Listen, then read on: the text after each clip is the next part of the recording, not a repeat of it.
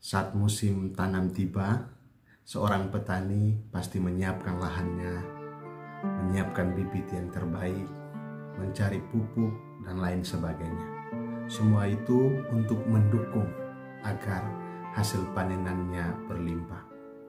Tujuan itu bisa tercapai jika benih yang disiapkan bagus, benih yang layak, dan juga lahan sungguh-sungguh siap dan subur, dan pupuk yang mencukupi. Saudara-saudara yang terkasih, seorang petani berkorban melakukan apa saja untuk hasil dan tujuannya itu. Begitu juga dengan kita sebagai orang beriman. Kita pun perlu memiliki semangat yang dimiliki oleh petani. Sebagai orang beriman, kita mesti menyiapkan lahan atau hati kita untuk menerima benih atau bibit. Benih dan bibit itu sendiri adalah firman Tuhan. Firman yang senantiasa disabdakan, firman yang senantiasa kita dengarkan.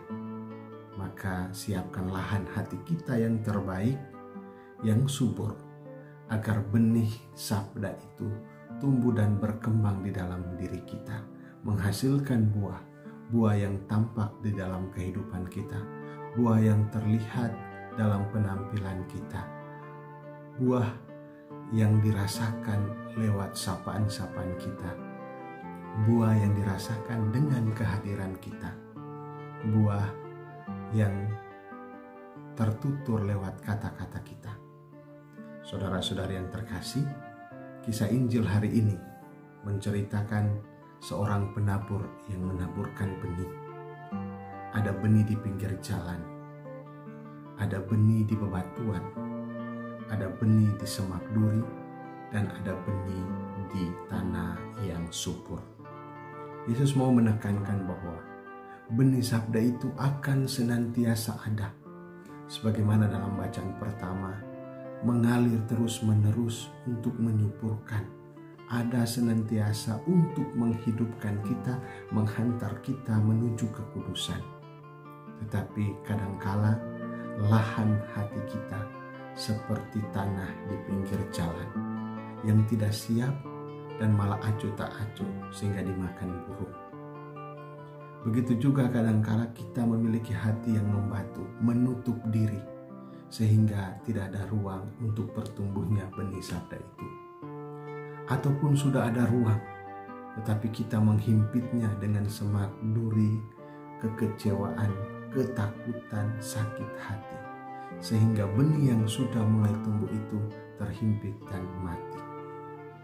Maka Yesus mengajak kita semua untuk memiliki hati yang subur, lahan yang subur, tanah yang subur untuk bisa menerima sabda, dan sabda itu akan bertumbuh dan berbuah. Dan bagaimana memiliki hati yang subur, lahan yang subur? Bacaan kedua mengajak kita untuk memiliki pengharapan. Pengharapan bahwa cinta Tuhan akan senantiasa ada untuk kita, senantiasa mengangkat kita, menjadikan kita anaknya. Maka benih sabda yang senantiasa ada, yang terbaik untuk kita, mari kita suburkan di lahan hati kita tumbuhkan di dalam hati kita. Dengan demikian kita semua sebagai murid Tuhan dipanggil untuk menjadi lahan subur bagi benih-benih sabdanya. Jika dalam kehidupan setiap hari kita masih acuh dan mengabaikan firman-Nya, segeralah sadar supaya rahmat tidak diambil orang. Jika kita masih menutup diri dengan kebencian dendam, segeralah mengampuni supaya berkat tidak cepat layu. Jika masih hidup dengan luka-luka batin, iri hati, maka bertobatlah supaya karunia tidak terhimpit dan mati. Milikilah hati yang bersih, siap untuk menerima sabdanya, maka sukacitamu berlimpah dan hidupmu selalu menggembirakan. Selamat hari Minggu, Tuhan memberkati.